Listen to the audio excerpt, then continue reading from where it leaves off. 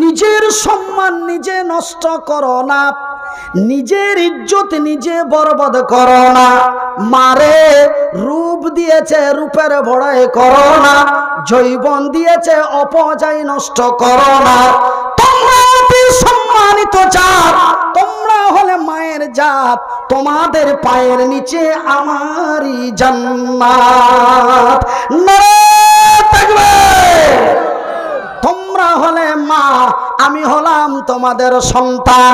মারে রাস্তা পথে ঘাটে বাজারে অফিসে আদালতে যেখানেই যাবে, মায়ের ইজ্জত নিয়ে যাবে, মায়ের সম্মান নিয়ে যাবে। তোমরা হলে মা, আমরা তোমাদের সন্তান। ভাই গো, আল্লাহর আকাশের নিচে জমিনের উপরে যতগুলি নারী রয়েছে, সমস্ত নারীগুলি হলো মা। একটা বঙ্গা ছিল সামনে বৈশা, ও বঙ্গায় কথাটা শুনে কুইদ্যা খাড়িয়ে যায়, মৌলভী সাহেব ওয়াজ বন্ধ করলা, ওয়াজ বন্ধ করলা। আপনি সামনে মাইক পেয়ে নিয়েছেন, হইলে যা ইচ্ছা তাই কয়ে দিবেন মানে? তো লোকজন কিন্তু ওর উপরে খেপে গেছে। একটা বক্তা যদি বক্তব্য দেয় আর যদি ভুল ভাল যদি বইলা দেয় একটা, তো যদি কেউ যদি উঠে দাঁড়িয়ে যদি ডিস্টার্ব করে, তো উঠে ডিস্টার্ব করলে কি হয়? উঠে যখন ডিস্টার্ব করে তখন কি করে? পাবলিক কয়ে যায়, এই এই ছোড়া তুই কি বুঝিস, এই ছোড়া তুই কি বুঝিস, এরকম করে তাড়ে কি তাড়ে না? হ্যাঁ বা না বলে? তাড়ে কি তাড়ে না? তো ওই চ্যাংড়াটার ওপরে সব খেপে গেছে, কই তুই কি বুঝিস, তুই কত বড় মুচুদ্দি। আমি তখন বললাম, ভাই আপনারা লক করে থাকেন, আমি যে বলতে পারি তার লেগে সবই ঠিকঠাক বলি তা তো নয়, ভুল আমারও হতে পারে, বলতে মিস্টেক আমিও করতে পারি। সে কি বলতে চাইছে আমাকে বলতে দেন। বলছে, মৌলভী সাহেব আপনি মাইক পেয়েছেন, সামনে কিছু লোক পেয়েছেন, তার জন্য যা খুশি তাই বলে দেবেন। আমি কি বলনো জি ভাই কহ তো? তুমি যে বলছো যে কি দুনিয়াতে যত মায়া লোক আছে সব মা, তো হার ভানিও নাকি হার মা? ও এই ভুলটাই হাত ধরেছে।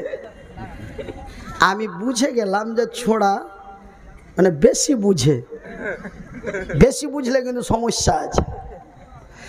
আমি বললাম, পাগলা রে,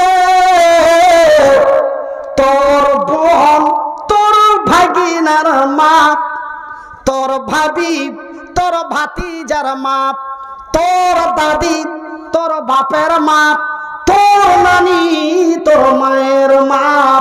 আল্লাহর আকাশের নিচে জমিনের উপরে যত নারী আছে রে, সমস্ত নারীগুলি হলো এক অন্যের মা।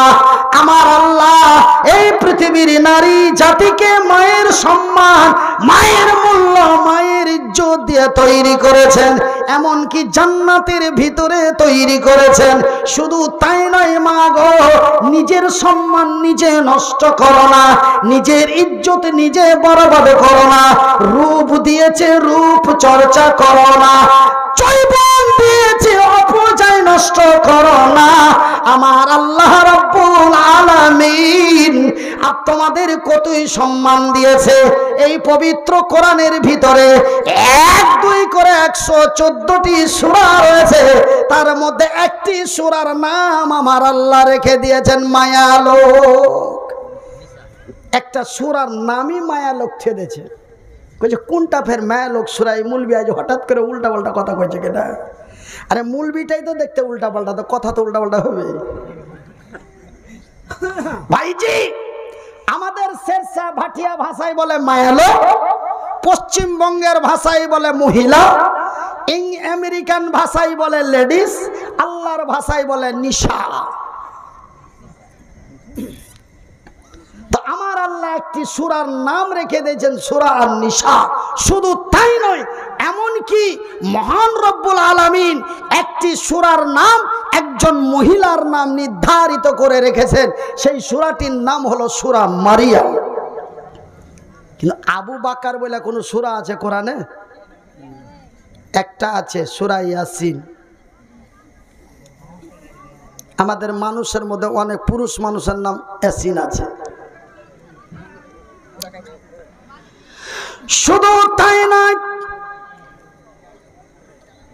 আরে আমার ভাইয়ের, আমার বন্ধুরা, আরে আমার মায়েরা, আল্লাহ তোমাদের কতই সম্মান দিয়েছে, আমার আল্লাহ তোমাদের কতই মূল্য দিয়েছে, দাম দিয়েছে। আমার নবী, আল্লাহর নবী, দয়ার নবী, বিশ্বের নবী, নবী মুহাম্মদুর রাসূলুল্লাহ, বলুন সাল্লাল্লাহু আলাইহি ওয়াসাল্লাম।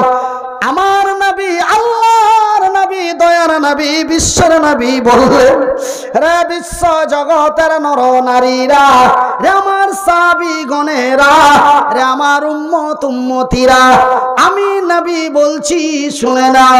কোন ব্যক্তির যদি পর পর 2টা বা 3টা মেয়ে হয়, পর পর 2টা বা 3টি মেয়ে হয়, আর ওই মেয়ে 3টি জন্মগ্রহণ করার পরে, ওই মেয়ে 2টি জন্মগ্রহণ করার পরে, ওই মেয়ে 2টিকে, ওই মেয়ে 3টিকে আদর দিয়ে, যত্ন করে, ভালোবাসা দিয়ে, উদারতা দিয়ে, শিক্ষার অধিকার দিয়ে, জমি জায়গার অধিকার দিয়ে, ওই মেয়ে 2টি, ওই মেয়ে 3টির বিয়ে দিয়ে দিল।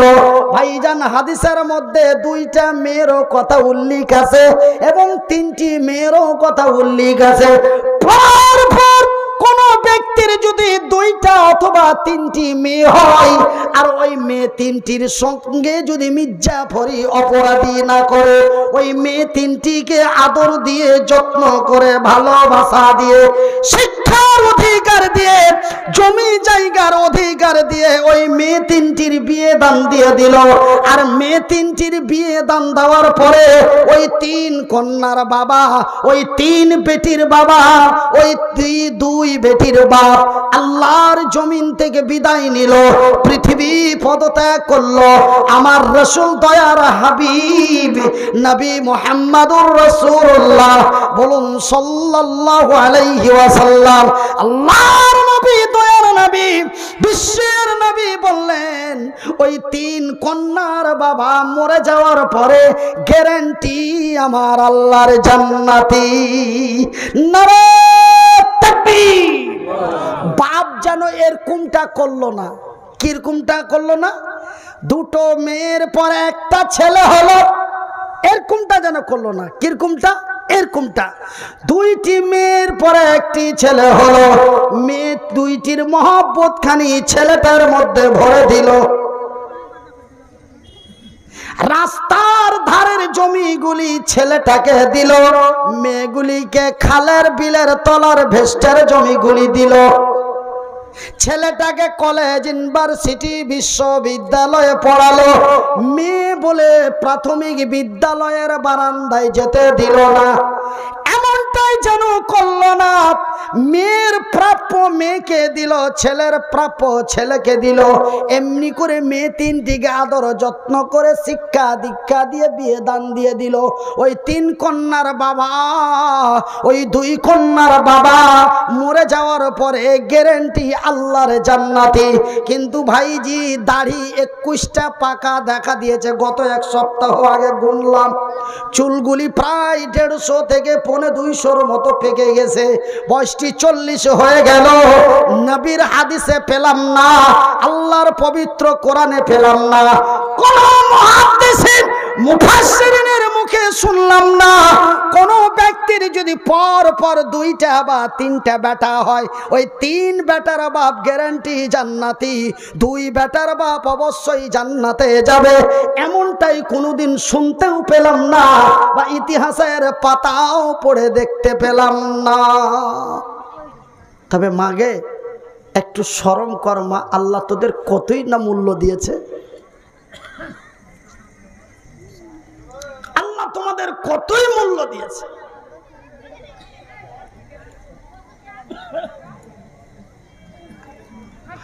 বর্তমান বিশ্ব ধ্বংসের মুহূর্তে আসছে। আর কি বলবো, বাকি আমি ভেঙে চিরা আর বলতে যাব না। ভেঙে চিরা বলার দরকার নাই। সুবহানাল্লাহ। আজকে বর্তমান ভারতবর্ষের মাটিতে শুধু ভারতবর্ষ নয়, সারা পৃথিবীর মাটিতে বর্তমান জেনা এবং ব্যভিচার এত অহরহ হয়ে গেছে। মুরগা মুরগি যেমন জাগা আজাগা কিচ্ছু বুঝে না, ঠিক মানুষের মধ্যে এমনটাই আসতে আরম্ভ হয়েছে।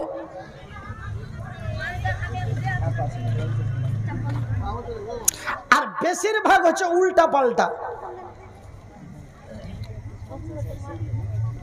আমি অতগুলো কথা আপনাদের খুলে বলতে যাচ্ছি না, একটা ইশারাতে কথা বলেছি, একটা ইশারাতে কথা বলেছি।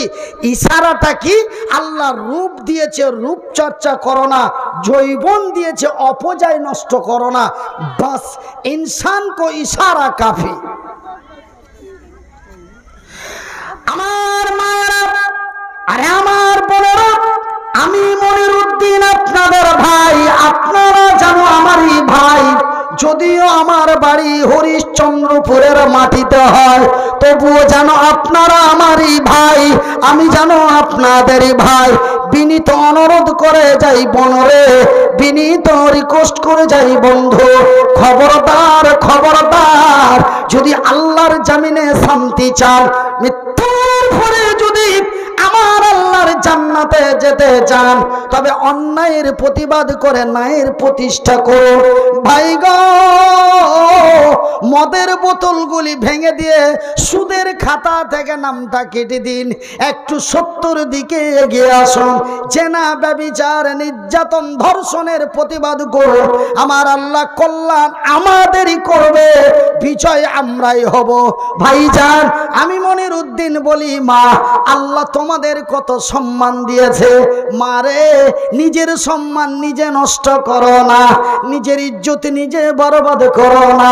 আমার আল্লাহ এখানে একরকম মূল্য দিলেন, ওইখানে আমার রাসূল আরো নবীর হাদিস থেকে আরো একটি সুন্দর প্রমাণ পাওয়া যায়। এই যে আমার ডান দিকে বসে আছে, এমনই এক নওজোয়ান তরুণ আল্লাহর সৈনিক, নবীর সাহাবী, আল্লাহর নবীর দরবারে চলে গেলেন।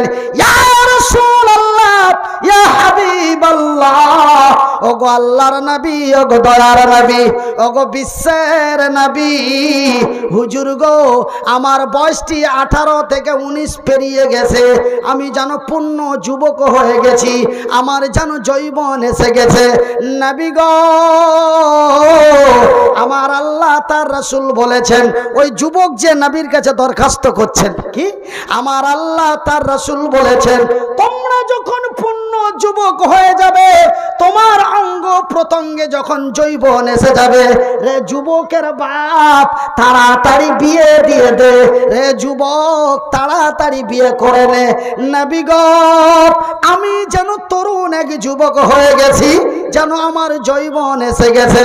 নবী গো, এমন একটি মেয়ে দেখে যেন আমার বিয়েটা দিয়ে দেওয়া হোক। আল্লাহর নবী, দয়ার নবী, বিশ্বের নবীর কাছে দরখাস্ত করা হলো।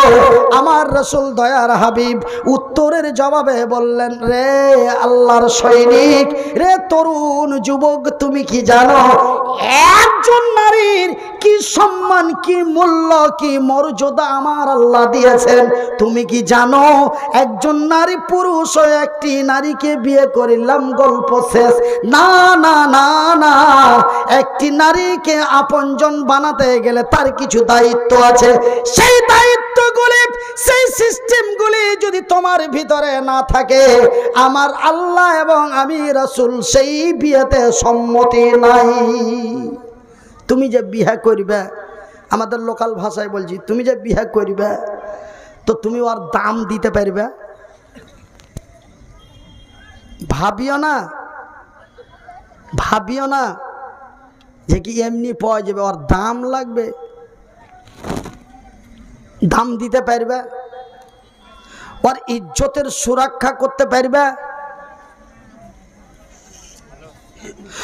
তুমি যে পুরুষ, তুমি কি সেই পুরুষ রূপে তাকে ব্যবহার করতে পারবে? এক দুই করে সমস্ত কিছু কথা আমার রাসূল ওই যুবককে বলে ফেললেন। ওই যুবক কিছু পারবো বলল, কিছু পারবো না বলল, কিছু পারবো বলল, কিছু পারবো না বলল। বলে যুবক রে, এমনও নারী আছে তোর বাইকে চড়তে ভালো লাগে না, ওর মামাতো ভাইয়ের বাইকে চড়তে ভালো লাগে। এমনও কিছু নারী আছে, নাই? আমি একদিন নিজের কানে শুনল, কোনো জায়গায় যাইবে তো ওর চাস্তো দেওয়ারও বার হালছে এখন মোটর সাইকেল নিয়ে, আর ওর মদটাও বার হালছে। হারগে শেরশা ভাত দিয়া ভাষায় বলে ভাতার, কিন্তু অ্যাকচুয়ালি বাংলা ভাষায় বলে স্বামী। তোর স্বামী বার হালছে, খালি ঠোঁটখানটাকে লটকাইছে। ওই ছোড়াকে ইশারা দিচ্ছে আর ওকে দেখে ঠোঁট লটকাইছে।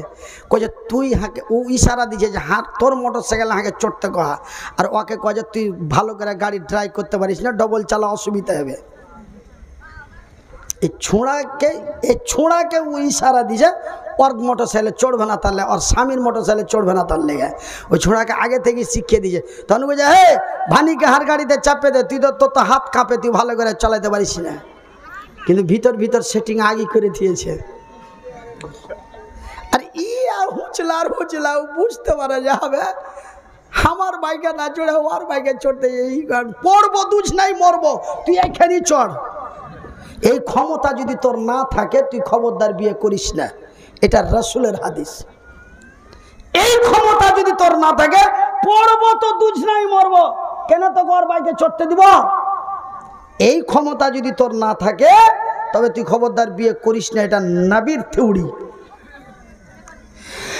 ওই তরুণ নওজোয়ান যুবক বলেন, ইয়া রাসূলুল্লাহ, কিছু পারবো কিছু পারবো না বলে নবীর কাছে যখন বলা হলো, আমার রাসূল দয়ার নবী বিশ্বের নবী বললেন, যুবক রে, আমি তোর বিয়ে দিতে পারলাম না।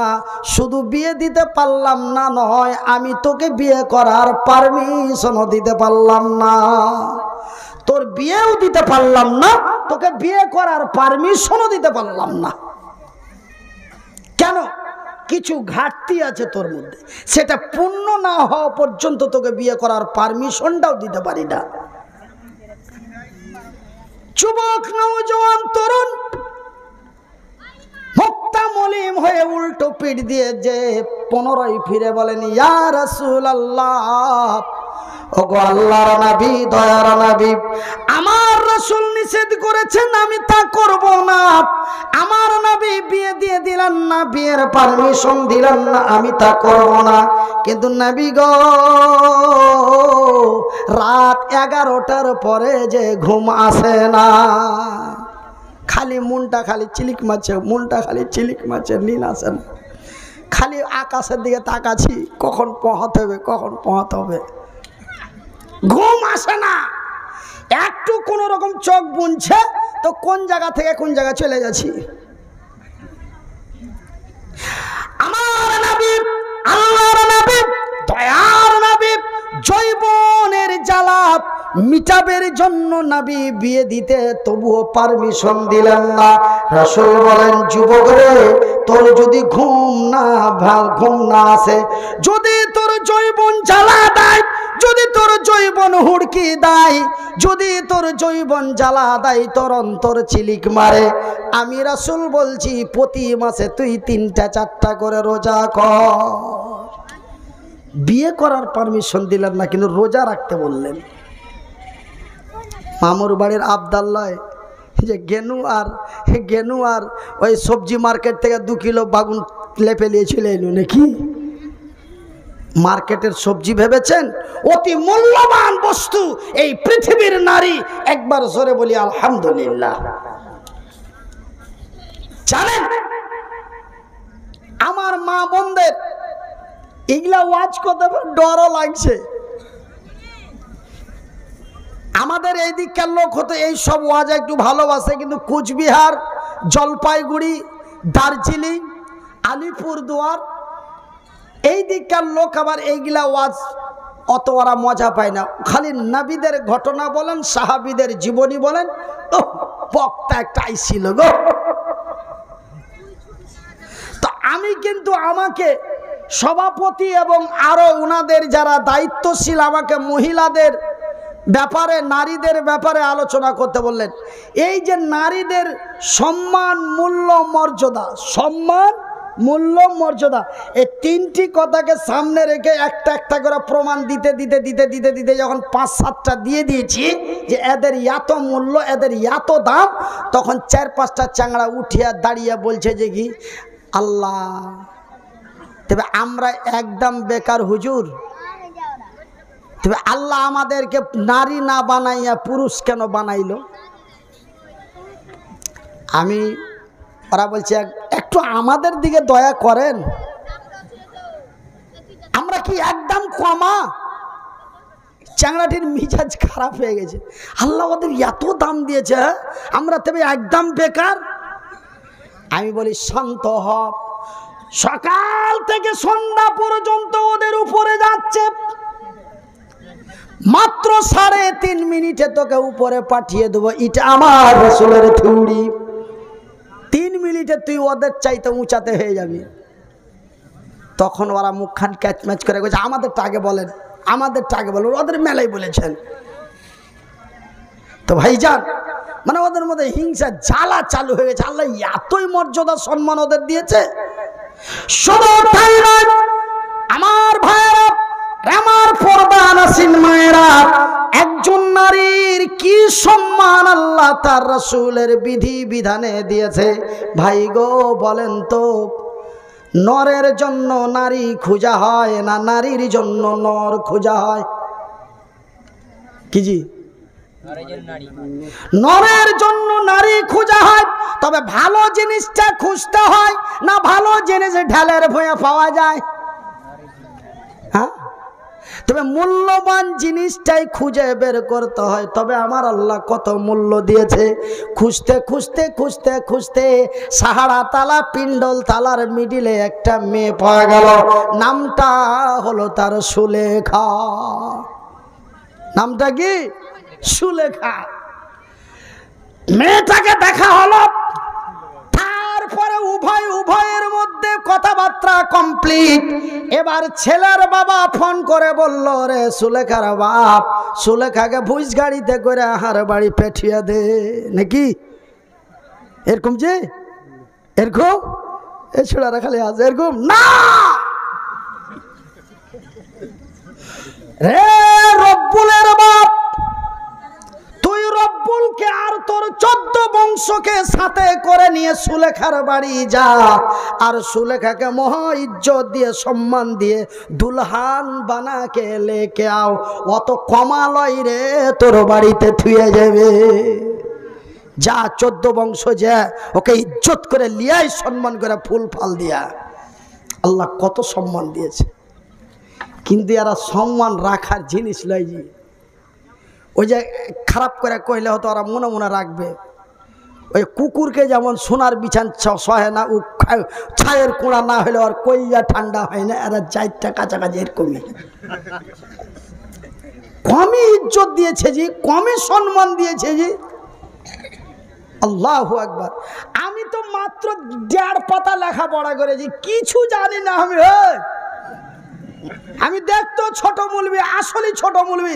তো ছোট মৌলবি হয়ে যদি এত সম্মানের কথা এতগুলো যদি আমার জানা থাকে, তবে যেগুলা মোটা উঁচা চাওড়া মৌলবি ওরা কত জানে। আল্লাহ তাদের কতই সম্মান দেয়। শুধু তাই নয়, এবার রব্বুলেরা 14 বাপ দাদা চলে গেল, তারপরে বোকার মতন গলতে পাহারা দিয়ে বসে আছে, কখন কি হবে, হ্যাঁ কইবে না না কইবে, হ্যাঁ কইবে না না কইবে। এইবার উত্তর পাড়ার জামে মসজিদের ইমাম এলো। উত্তর পাড়ার জামে মসজিদের ইমাম এসে আগে সুলেখার বিয়ে পড়ায় না রুবেলের কাছে যায়। কি জি? যা রে যা, এই চোড়া মাথায় হাত দিয়ে নিচে দিকে মাথা করে বসে আছে সুলেখা, হ্যাঁ কইবে না না কইবে না, যদি কয়ে দেয় যে বোকার মতন ঘুরে যেতে হবে। কি ঠিক লয়? যাও রে যাও, সুলেখার কাছে যাও। সুলেখা এই পর্যন্ত রবিউলকে বিয়েতে রাজি আছে কিনা জেনে আয়। আগে সুলেখার কাছে পাঠা হলো। ভাইজান সুলেখার কাছে পাঠা হলো। যখন তার নেকায় যাব কবুল করিয়ে দিল, মেয়েটা মায়ের পেট থেকে নিয়ে বিয়ে পড়ার আগে পর্যন্ত মেয়েটার যা সম্মান ছিল, যখনই বিয়েটা ইজাবটা কবুল করা হলো, মেয়েটার সম্মান দ্বিগুণে বেড়ে গেল। তখন ছিল সুলেখা, এখন হয়ে গেল বৌমা। কি হলো এবার? সুলেখা মায়ের খাতায় নাম উঠে গেল বৌমা। শুধু তাই নয়, 2 মাস গেল, 6 মাস গেল, 7 মাসের মাথায় সুলেখা গর্ভ ধারণ করলো। এবার সুলেখা বৌমায়ের নামটা মা খাতা থেকে কেটে এবার ডাইরেক্ট সুলেখা হতে গেল মা। এবারকার সুলেখা ডাইরেক্ট মা হতে গেল। তবে বিয়ে পড়া থেকে নিয়ে গর্ভ ধারণ করা পর্যন্ত মেয়েটার যে সম্মান ইজ্জত ছিল, বিয়েটা পড়িয়ে দেওয়ার পরে তার সম্মান আরো দ্বিগুণে বেড়ে গেল এবং তার কত মূল্য বেড়ে গেল। হামালাতুহু উম্মুহু, একজন গর্ভধারিণী নারী যখন তার গর্ভধারণ থাকে আর ওই গর্ভের সন্তানটা যখন 4 থেকে 5 মাসের হয়ে যায়, ওই গর্ভের সন্তানটা মায়ের পেটের ভিতরে মাথা দিয়ে হুড়া মারে, হাত দিয়ে ঘুতা মারে, পা দিয়ে লাথি মারে। মা থাকতে থাকতে সুলেখার চোখ দিয়ে পানি বেরিয়ে যায়। ভাই গো, বাড়িতে যদি কোনো গর্ভধারিণী নারী থাকে, বাড়িতে যদি কোনো গর্ভধারিণী মা থাকে, দেখবেন দুপুর বেলায় খেতে বসেছে, খাবার খেতে খেতে হট করে থালাটা সরিয়ে দেয়, 2 চোখ দিয়ে ঝরঝর করে পানি বেরিয়ে আসে। সুলেখা বসে থাকতে পারে না, সুলেখা উঠে ঘরে চলে যায়, দাঁড়িয়ে থাকতে পারে না, বিছানায় বসে যায়। বসে থাকতে পারলো না, সুলেখা শুয়ে গেল। সুলেখা শুয়ে থাকতে পারলো না, একবার উঠে একবার বসে, একবার বারান্দায় যায়, একবার ঘরে আসে। এমনি করতে করতে সুলেখার রাতের পর রাত, দিনের পর দিন কেটে যায়। আমার রাসূল দয়ার হাবিব, বিশ্বের নবী, নবী মুহাম্মদুর রাসূলুল্লাহ বলুন সাল্লাল্লাহু আলাইহি ওয়াসাল্লাম, আল্লাহর নবী, দয়ার নবী, বিশ্বের নবী বললেন, রে আমার সাহাবী গণেরা, রে আমার উম্মত উম্মতিরা, ওই যে সুলেখা সারা রাত্রি সারা দিন ধরে যেই কষ্ট পেল, এর কষ্টের বিনিময় জানো রে।